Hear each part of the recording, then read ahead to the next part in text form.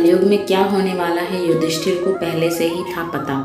पांडवों को अज्ञातवास समाप्त होने में कुछ समय शेष रह गया था। पांचों पांडव एवं द्रौपदी जंगल में छिपने का स्थान ढूंढ रहे थे।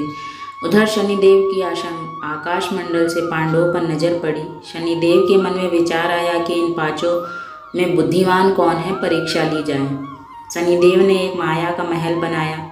कई योजन दूरी से उस महल के 4 कोने थे, पूर्व, पश्चिम, उत्तर, दक्षिण। अचानक भीम की नज़र महल पर पड़ी और वो आकर्षित हो गए। भीम युधिष्ठिर से बोले, भैया मुझे महल देखना है। भाई ने कहा, जाओ। भीम महल के द्वार पर पहुंचा। वहां शनिदेव दरबान के रूप में खड़े थे। भीम ने दरबान से बोला, मुझे महल देखना है। शनिदेव ने कहा, महल की कुछ शर्त है। भीम ने कहा, कैसी शर्त? तो दरबान बने शनिदेव ने कहा कि जो इस शर्त को मानेगा वही अंदर जा सकेगा। भीम महल के प्रति इतना आकर्षित हो गए थे कि वे शर्त मान लेते हैं। तब शनिदेव अपनी शर्त बताते हैं। पहली शर्त, महल में 4 कोने हैं, आप एक ही कोना देख सकते हैं। दूसरी शर्त, महल में जो देखोगे उसकी सारी सार सहित व्याख्या करोगे। तीसरी शर्त, अगर व्याख्या नहीं कर सके तो कैद कर लिए जाओगे। भीम ने कहा, मैं स्वीकार करता हूँ, ऐसा ही होगा। और वह महल के पूर्व छोर की ओर गए। वहां जाकर उन्होंने अद्भुत पशु पक्षी और फूलों एवं फलों से लदे वृक्षों का नज़ारा देखा। आगे जाकर देखते हैं कि 3 कुएं हैं अगल बगल में, छोटे कुएं और बीच में एक बड़ा कुआं। बीच वाला बड़ा कुआं में पानी का उफान आता है और दोनों छोटे खाली कुओं को पानी से भर देता है। फिर कुछ देर बाद दोनों छोटे कुओं में उफान आता है तो खाली पड़े बड़े कुएं का पानी आधा रह जाता है। इस क्रिया को भीम कई बार देखते हैं पर समझ नहीं पाते और लौटकर दरबान के पास आते हैं। दरबान ने कहा, क्या देखा आपने? भीम, महाशय, मैंने पेड़ पौधे पशु पक्षी देखे, वो मैंने पहले कभी नहीं देखे थे, जो अजीब थे। एक बात समझ में नहीं आई, छोटे कुएं का पानी भर जाते हैं, बड़ा कुआं क्यों नहीं भर पाता, ये समझ में नहीं आया। दरबान बोला, आप शर्त के अनुसार बंदी हो गए हैं, और बंदी घर में बैठा दिया।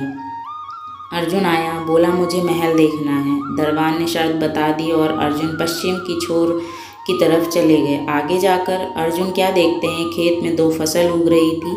एक तरफ बाजरे की फसल और दूसरी तरफ मक्के की फसल। बाजरे के पौधे में मक्का निकल रहा था और मक्के के पौधे से बाजरी निकल रही थी। अजीब लगा, कुछ समझ नहीं आया। वापिस द्वार पर आ गया। दरबान से पूछा, क्या देखा? अर्जुन बोला, महाशय, सब कुछ देखा पर बाजरा और मक्का की बात समझ में नहीं आई। शनिदेव ने कहा, शर्त के अनुसार आप बंदी हैं। नकुल आया, बोला, मुझे महल देखना है। फिर वह उत्तर की दिशा की ओर गया। वहाँ उसने देखा कि बहुत सारी सफ़ेद गायें जब उनको भूख लगती है तो अपनी छोटी बच्चियों का दूध पीती हैं। उसे कुछ समझ नहीं आया। द्वार पर आया। शनिदेव ने पूछा, क्या देखा? नकुल बोला, महाशय, गाय बछियों का दूध पीती हैं, पर यह समझ नहीं आया। तब उसे भी बंदी बना लिया। सहदेव आया, बोला, मुझे महल देखना है। वह दक्षिण की दिशा की ओर गया।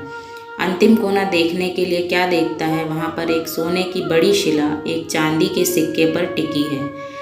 डगमग डोले पर गिरे नहीं, छूने पर भी वैसे ही रहती है। समझ नहीं आया और वापस द्वार पर आ गया और बोला, सोने की शिला की बात समझ में नहीं आई। तब वह भी बंदी हो गया। चारों भाई बहुत देर से नहीं आए। तब युधिष्ठिर को चिंता हुई। वह भी द्रौपदी सहित महल में गए। भाइयों के लिए पूछा। तब दरबान ने बताया, वो शर्त के अनुसार वे सब बंदी हैं। युधिष्ठिर बोले, भीम, तुमने क्या देखा? भीम ने कुएं के बारे में बताया। तब युधिष्ठिर ने कहा, यह कलयुग में होने वाला है। एक बाप 2 बेटों का पेट तो भर देगा, परंतु 2 बेटे मिलकर एक बाप का पेट नहीं भर पाएंगे। भीम छूट गए। अर्जुन से पूछा, तुमने क्या देखा? उसने फसल के बारे में बताया। युधिष्ठिर ने कहा, यह भी कलयुग में होने वाला है। वंश परिवर्तन, अर्थात ब्राह्मण के घर शूद्र की लड़की और शूद्र के घर बनिए की लड़की ब्याही जाएगी। अर्जुन भी छूट गया। नकुल से पूछा, तुमने क्या देखा? तब उसने गाय का वृत्तांत बताया। तब युधिष्ठिर ने कहा, कलयुग में माताएं अपनी बेटियों के घर में पलेंगी, बेटी का दाना खाएंगी और बेटे सेवा नहीं करेंगे। तब नकुल भी छूट गया। सहदेव से पूछा, तुमने क्या देखा? उसने सोने की शिला का वृत्तांत बताया। तब युधिष्ठिर बोले, कलयुग में पाप धर्म को दबाता रहेगा, परंतु धर्म फिर भी जिंदा रहेगा, खत्म नहीं होगा। आज के कलयुग में यह सारी बातें सच साबित हो रही हैं। अगर कहानी आपको पसंद आई हो तो लाइक करें, दोस्तों में शेयर करें और ऐसी ही कहानियों को सुनने के लिए हमारे चैनल को सब्सक्राइब करें। धन्यवाद।